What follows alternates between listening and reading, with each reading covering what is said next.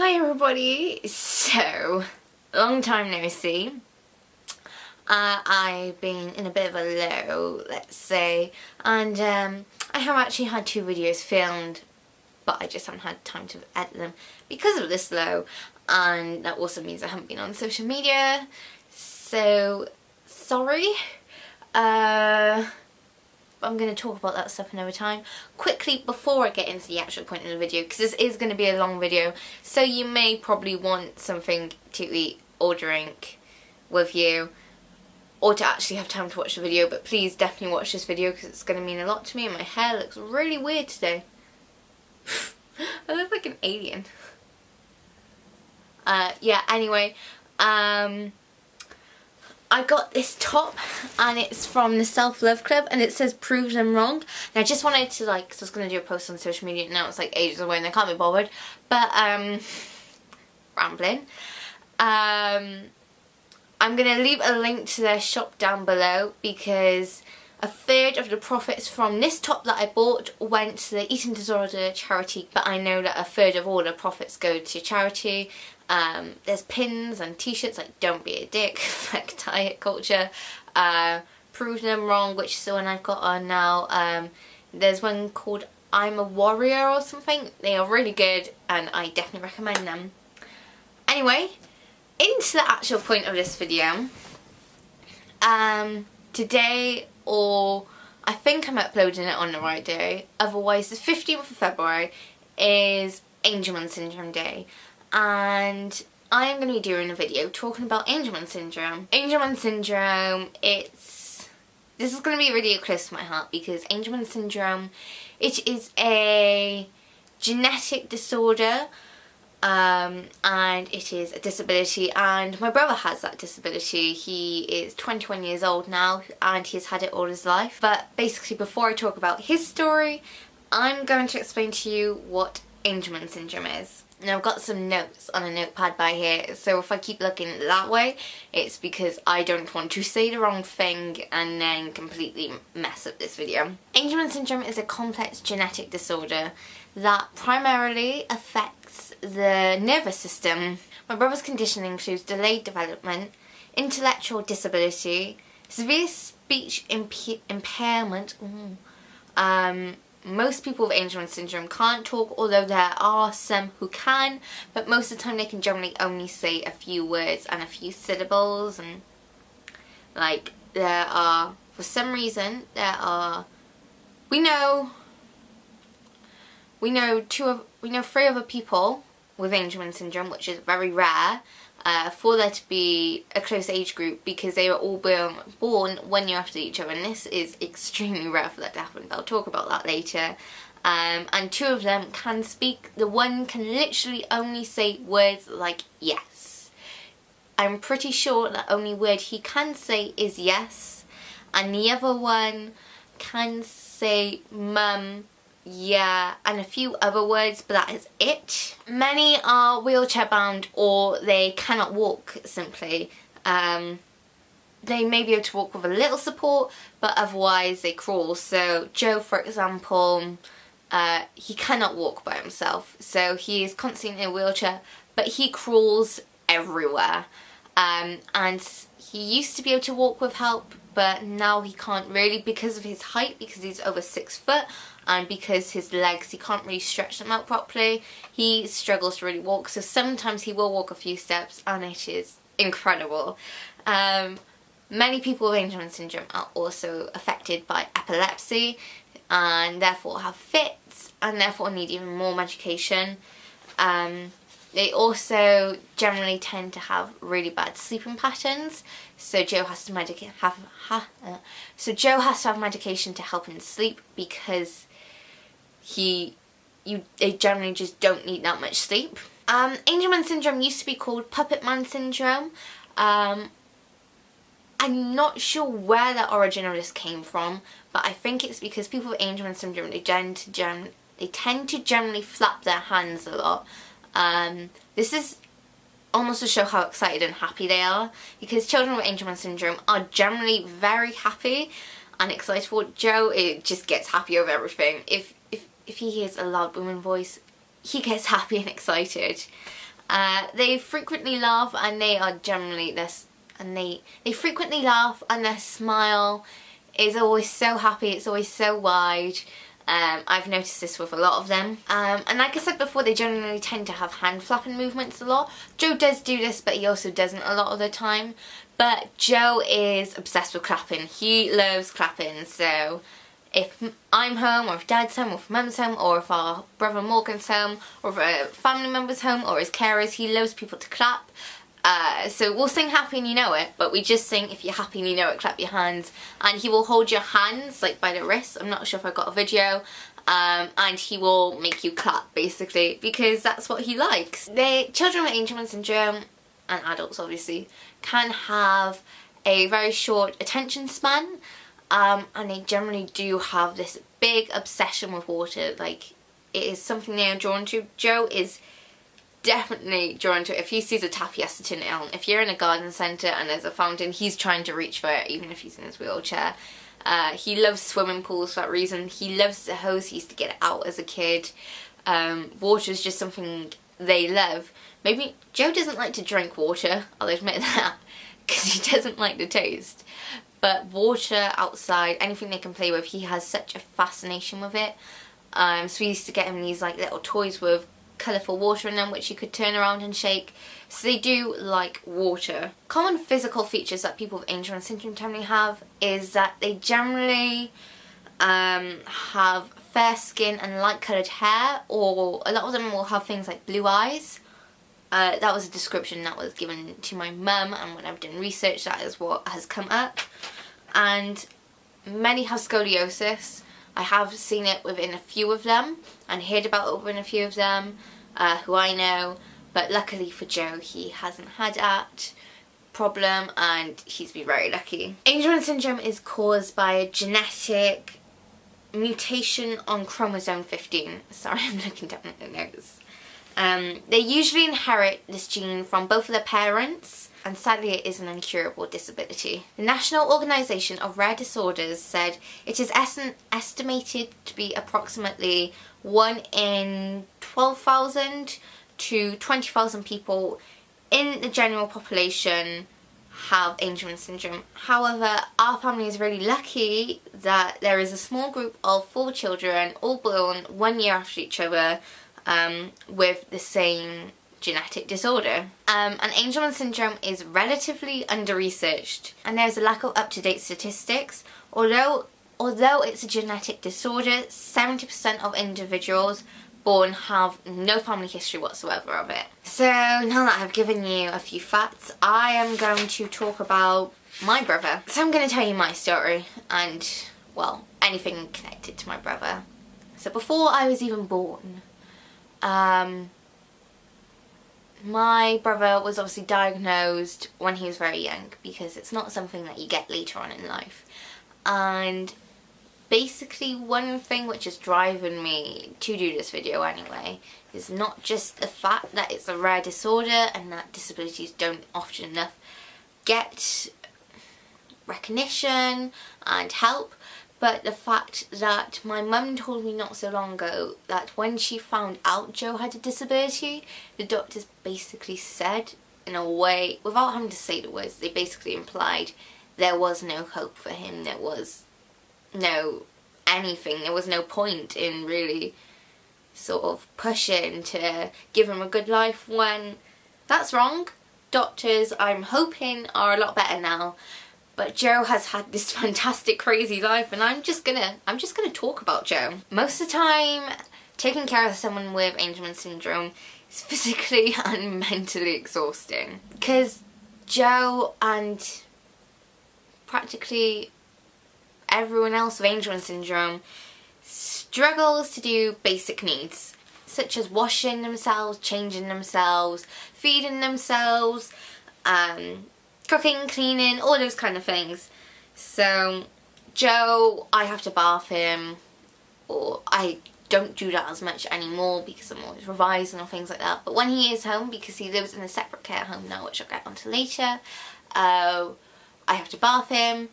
We have to feed him every meal, unless it's hand food. That that can get messy. Joe is very messy, and he will put food in his mouth and take it out again, and he'll smear it all over his face, and there'll be food everywhere. Very messy. He can't go to the toilet by himself. He needs his nappy changed. We change it for him. That's something that will always have to be done all through his life. He can't change himself. Admittedly, his trousers end up down his ankles because he just crawls everywhere. If he doesn't really want a jumper on, he will do whatever it is to take it off, and he will try and take coats off. And when you try and put things on him, he does like to be a bit of a minx, and he does like to be a cat and just sort of mess around when you try and put his clothes on him. That's his own sense of fun. And like I said before, some can walk. Unfortunately, Joe can't walk, not very far and not without assistance most of the time, although I feel so proud when I see him walk a few steps and balancing, because it's like he's still moving, he's still trying, because I don't ever want him to be kept in a chair all his life. And that's another reason why I'm glad that he crawls everywhere, because he just crawls everywhere and everywhere. Crawls upstairs, he crawls downstairs. And like, we've taken him out and we're like, oh, let's walk him along the pier on the beach to get him moving, to get him to have fun. And if he doesn't want to, he'll decide to play up and he will plonk himself on the floor. He'd probably start crawling if there wasn't a road there and we weren't stopping him. But he'll just sit there because it's like, I'm gonna play up because I can play up, because that's his little cheeky side to him, which I love about him. Annoying, yes, but it's his cheeky side. He does need 24/7 care, and he always will need 24/7 care. In the place he lives now, he has 2 carers with him at all time. They do day shifts and night shifts, and he comes home on weekends and throughout the week and stuff. So it's really good that he has his own place, because if you were 18, he moved away when he was 18, and most people would have moved away when they are 18. So it's good that he can still have that little bit of independence and that little bit of sense of, I'm by my own, I have my own place, without, you know, having to live in mum and dad's for the rest of their life. And it gives mum and dad time to themselves, because we cannot physically take Joe out everywhere as much as we would like to anymore, because of how big he is, because of work, etc. And because of the amount of sleep. When Joe used to stay here, like, all the time, they'd get like 1 night of respite, I don't know, every fortnight. But Joe would be up, Joe would have like, I don't know, 4 hours of sleep, and it'd be on and off. So both parents would have to get up in the middle of the night, go to bed, and they wouldn't get him to bed until like 1 o'clock in the morning, and he would be up by 6 o'clock. But you'd get up in between. So it was very challenging for them. I don't know how, but I slept through him banging. And that's Joe's way of communicating. So because Joe can't talk, he can't do sign language, he can't speak at all. If he wants the TV changed, he will bang on the TV with this part of his wrist. He used to do that so much that the one TV he had, he completely smashed all the screen, glass went everywhere. Luckily he didn't get hurt, but now we have, what is it, perspective glass I think it is, or plasticky stuff over in a wooden cabinet around the TV. And because Joe can't work DVDs, because Joe would break them, he has video players. Now video players are very hard to get hold of, they break easily. Videos break easily, but they are more durable than DVDs, so it is fantastic for Joe to be able to also have that independence of being like, I want to watch this, I want to watch that, without having mum and dad have to do it. Because when he's downstairs and he's watching TV with us, or when he's in his one room with a video player and a DVD player, he can't work the DVD player. And that obviously frustrates him, because he'll want to get to a certain part in a film, but he can't do that. And Joe likes, when he's watching his videos, Joe likes to have the video player, he'll put the video in, he'll fast forward to where he likes, he'll watch it. He'll rewind to the start of that scene, watch it, rewind again, and he'll do that like over and over again. Even if it's just a 1 minute section, he'll keep doing that and doing that and doing that. And you can just hear him laughing his head off, because that's what he likes. And I've seen that with other children like that. Ever since I was a kid, we've had to have special locks on the doors. A, so that he doesn't completely make a mess of the house, and B, so he doesn't hurt himself, obviously, because if he was to get in the kitchen, although when he has got in the kitchen, he does just like food. He goes for the food, he doesn't go for the cook or anything, he goes for the chocolate cupboard. But obviously there would be a risk that he could hurt himself in there. But he's also unlocked the bathroom door before, and I remember it's one of his favourite things to do. And we have taps on the bathroom which they come off, and he will turn on the taps and he'll just completely flood the bathroom, and that is because of his fascination with water. And when he also gets keys and he's being very sneaky, you can tell he has a key because it's quiet. He will go into his bedroom, into the room which is locked, which has all the DVDs in, crawl onto the chair / stand, and completely out of the top cupboard wipe all the DVDs out, and all there is a mass and sea of DVDs on the floor. So he's a minx, and although it is annoying when he gets the key, because it means we have to keep an eye out, I am very proud of him, because people with Angelman Syndrome, like I said, they find it hard to do basic tasks. And he's had a key, and he has learned how to put that key into the door, and how to turn it, and how to open the door. Now to us that may seem like the most easy thing in the world, but when your brain is not made in the same way, it's actually quite difficult, because I watch him, and I have probably filmed a clip and put it in, but you watch him and he is so concentrated trying to put that key into a door, because it's a different style key, it goes in anyway, it's only circular and round. But he tries to put that key into the door and he can't, because he keeps missing it because of his hand-eye coordination, but he's focusing so much. And then the grin on his face when he opens that door, it is pure happiness. It is pure mischief, actually.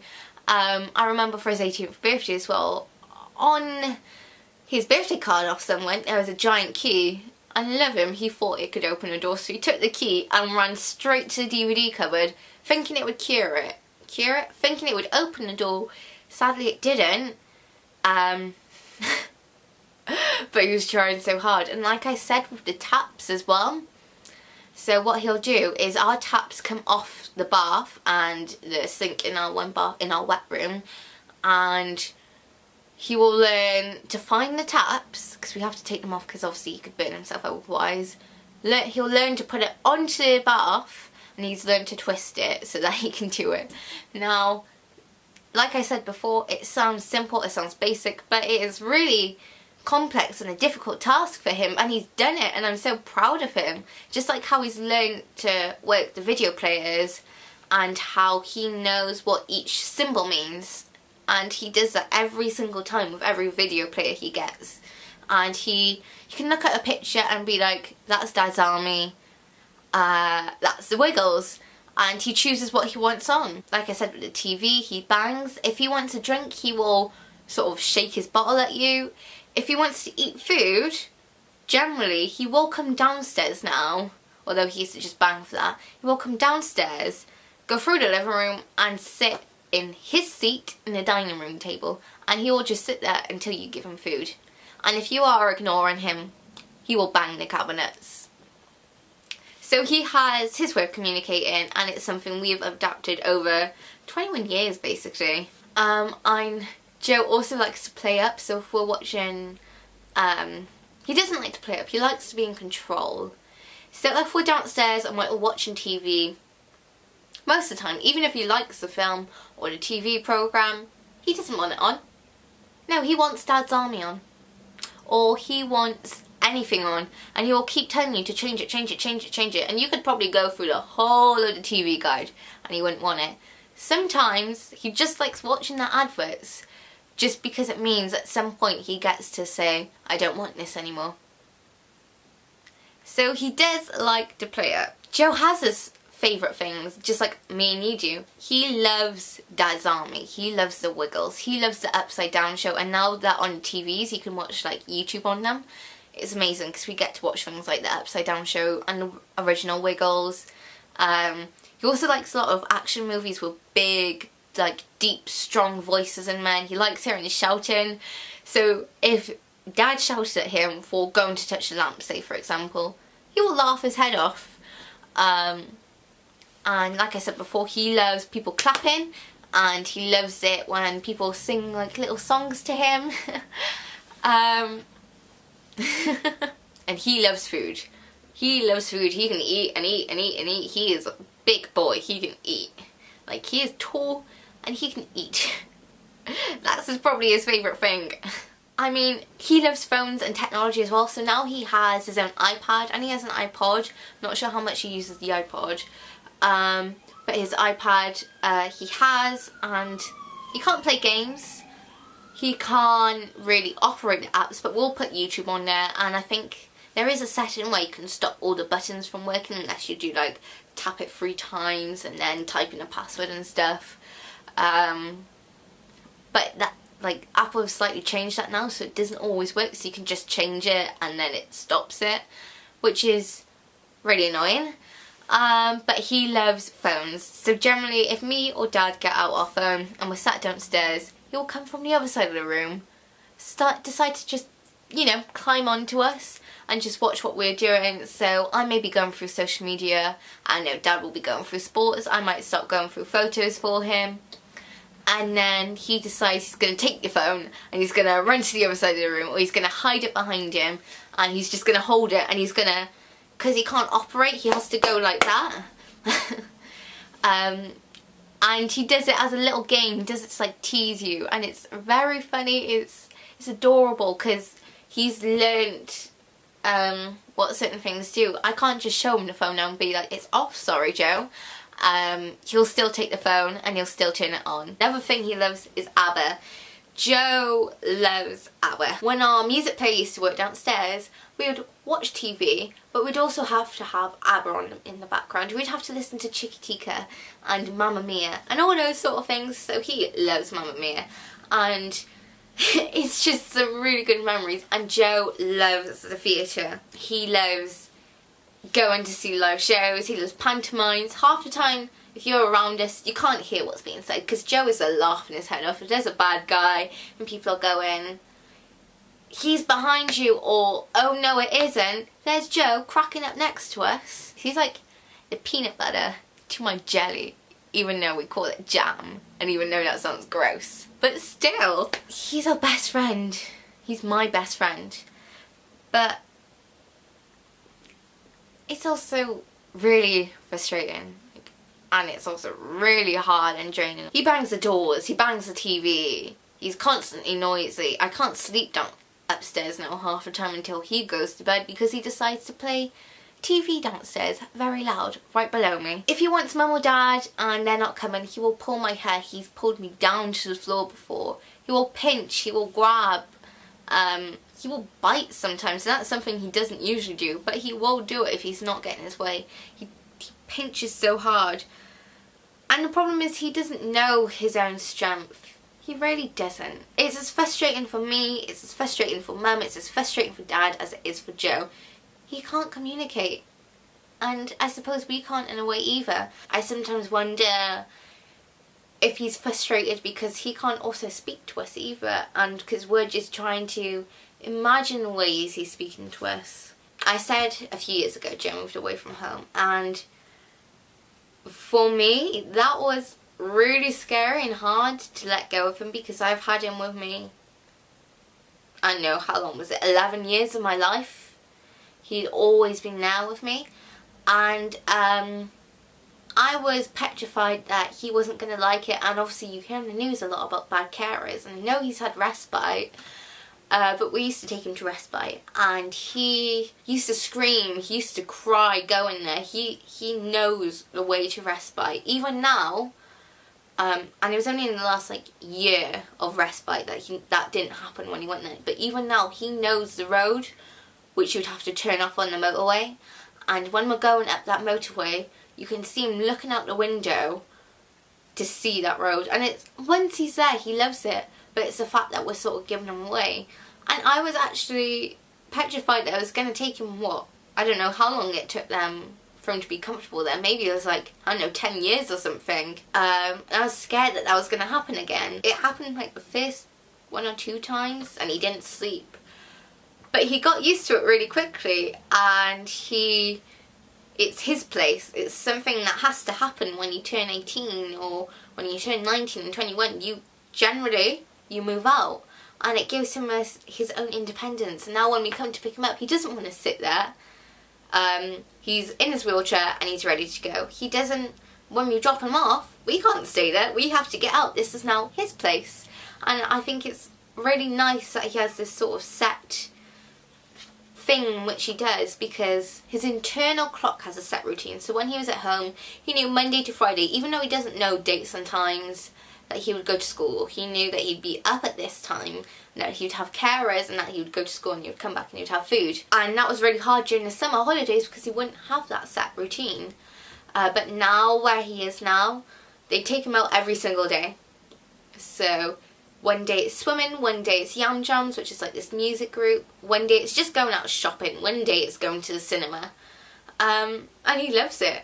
And then he comes back and he's tired and he's relaxed and he just likes his chill time. In this home he's in now, there's 2 staff with him 24/7. He's taken care of. And another thing that reassures me is one of the other boys who have Angelman Syndrome, he also lives there. And they've been best friends for life, so it makes me happy that the 2 of them are still there together. And there's always 4 staff there. I think there's now 6 staff there because I think a new girl has moved in. But she has a different disability, so I don't know what happens, how they sort of interlock. And another thing which I really personally hate is that we can never take Joe on holiday again. Not because of laws or anything like that, but because he doesn't like it anymore. He doesn't like being away from his own bed at night. We can't even go away overnight somewhere. We have to be back before he goes to bed. So for, I don't know how many years, but we haven't had a holiday together for so long. Because the last holiday abroad, he didn't go outside in the sun. He rarely went in the pool, which was strange because it was so hot for him. And on the flight back, it was something like a 5-hour flight to Cyprus. On the flight back, he spent 2 out of the 5 hours screaming on the plane. He wasn't even sitting in his seat. He had to sit on the floor because he was screaming. So for me that's heartbreaking, because it means I can never have a full family holiday again, and I haven't had that for years. And especially being someone who struggles making friends, I find it really hard. But despite all of this, he's a sweet, loving, happy boy. He's always happy. He loves DVDs, he loves videos, he loves food, he loves phones, he loves water, he loves musicals so much, like Hairspray and Mamma Mia. I mean, he loves Gavin and Stacey. Come on, he loves a bit of Gavlar, he loves Nessa. And you can sort of tempt him downstairs to go in a wheelchair or something if you put on something like Teletubbies on your phone or Bob the Builder, and he notices things. So because it's not the old Wiggles anymore, he doesn't like it as much, but he doesn't mind it because there's still the original Wiggle there. He doesn't like Bob the Builder anymore because it's different. He doesn't like Postman Pat anymore most of the time because it is different. He notices these things, and he is so clever in my opinion, because he's learned to deal with these taps. He's learned to twist keys. He learns about what different things mean. He knows when he's being naughty. He does know that shouting means naughty. When I've been sad, he can actually sense it. And if he has made me cry from pulling my hair, I remember a few times he has come and sat with me and hugged me. He's like a 13-stone lad, so when he's sitting on my lap, your legs go dead, yes. But it's adorable with him next to you. But I am so proud of him for even just walking those few little steps every now and again. I am so proud of him for just smiling and being happy all the time, even though that's part of his personality, that's part of his nature, that's part of his DNA probably, because Angelman Syndrome children are generally happy. I am extremely, extremely proud of him. And I want everyone with a brother or a sister who can talk to treasure that, because I have never been able to have a conversation with Joe, ever.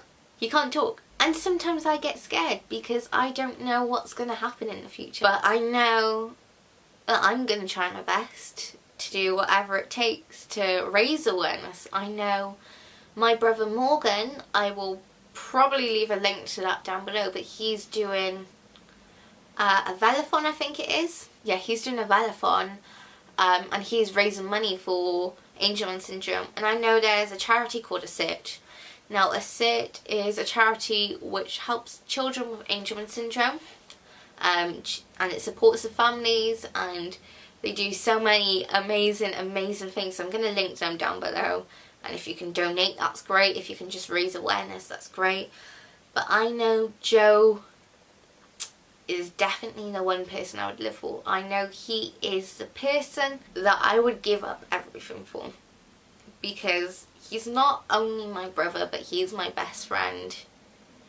He's a best friend in a way that can't be put into words, I guess, because he is there by my side, and I know that he would miss me if I wasn't here, because when family who live in Birmingham, or when my brother who lives in Scotland comes down, sometimes at first he gives them the silent treatment, especially if we go away for a week or so and he hasn't come home.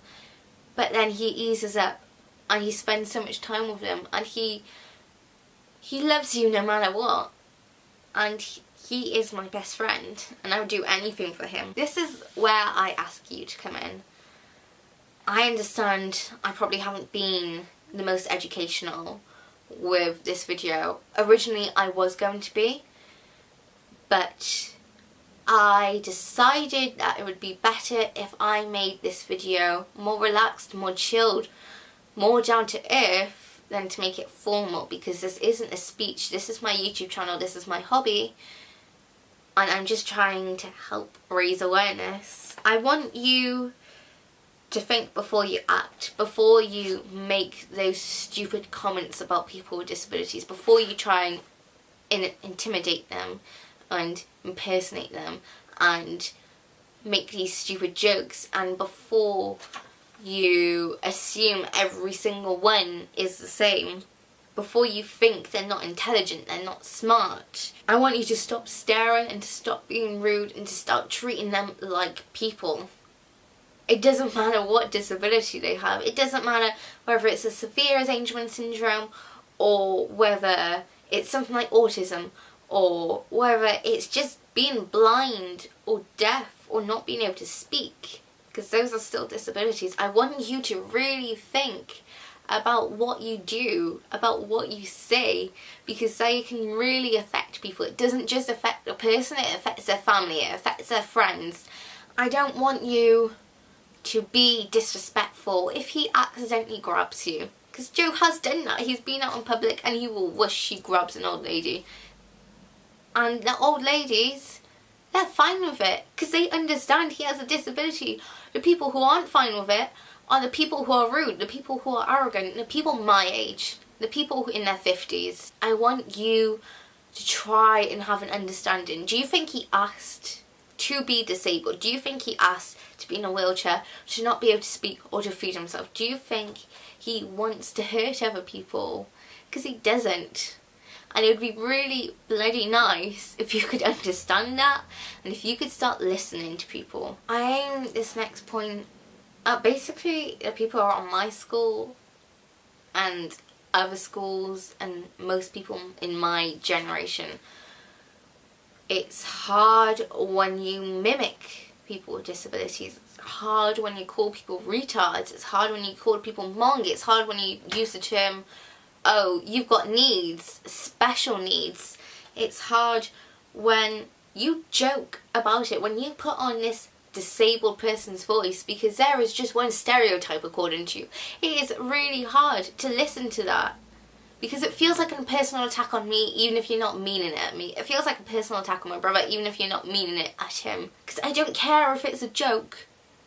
It hurts people when you have to build a wall to protect yourself, to have a tougher skin, to protect your brother, to be a role model. It's hard.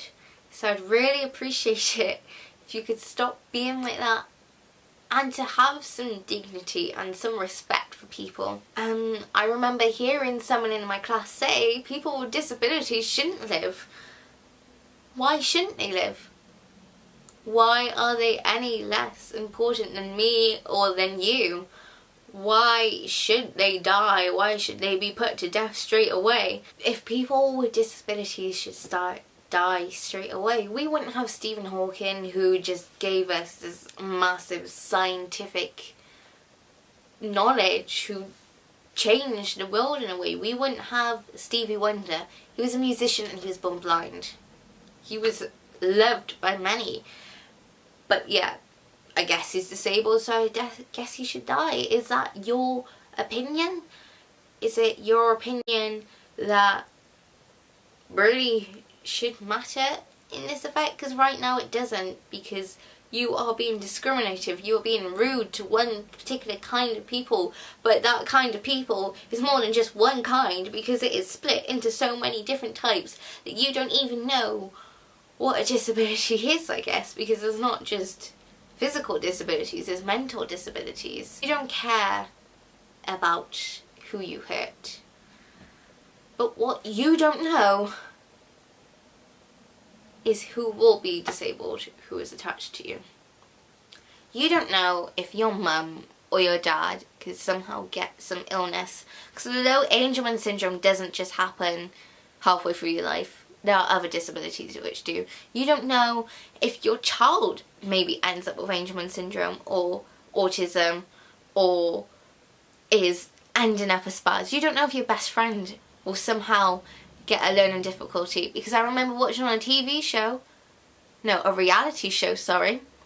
A guy went out to a pub, he got a drink, he went to go leave, someone beat him up, he ended up with severe learning disabilities. He had his whole life ahead of him, and he now has severe learning difficulties and he cannot speak anymore. You don't know who's going to be attached to you, who could get a disability. First of all, you don't know if you're going to get it. If you're really that selfish and you don't care about anyone else, you don't know if you're going to be the one to get it. You don't know if you're going to get hit by a bus. You don't know if some new disease comes along and you get it. And you won't know what it's like to be turned away from people. You don't know what it's like to be abandoned because of it. Maybe you will never know. But if it does happen to you, you would want people to be there for you rather than people to be horrible. You would want that. But I guess it doesn't matter because, oh, I don't know, we're 14, we're 15, we're 12, we're 11, we're 20, we're 50. It hasn't happened. It doesn't matter because it's not in my life. When it does matter, maybe you just think, I'm a dick for being like this. But it matters that you raise awareness for these things. Finally, for everyone else watching this video, I am asking for your help, and I want you to help me raise awareness for Angelman Syndrome. I really don't care whether you share this video all over your Facebook, your Instagram, your social media. I don't care whether you take out these facts and you put those on your social media. I don't care if you go in the street and you start preaching about Angelman Syndrome.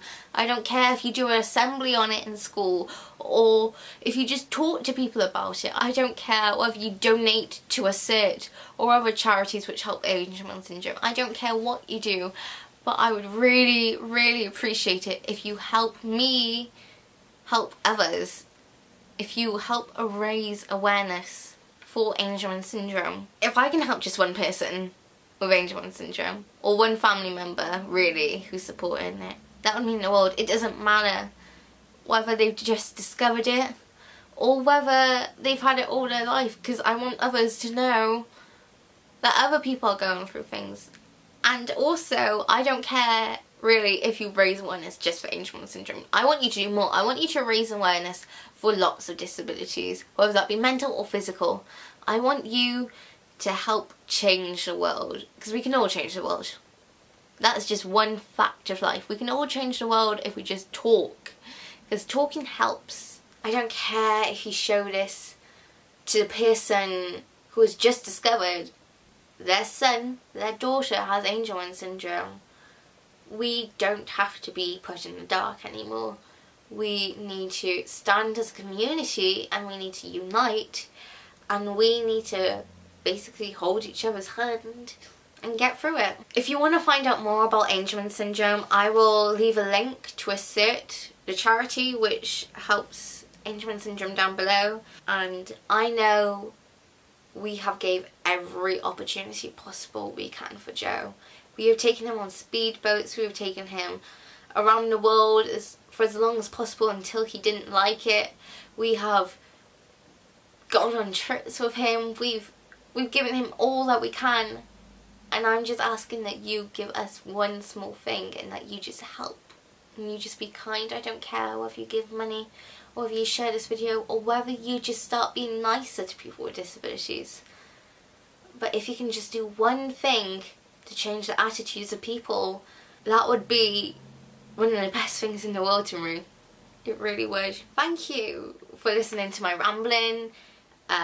I don't know whether I've inserted clips now or whether I inserted them before, but thank you. And I know Joe would appreciate it.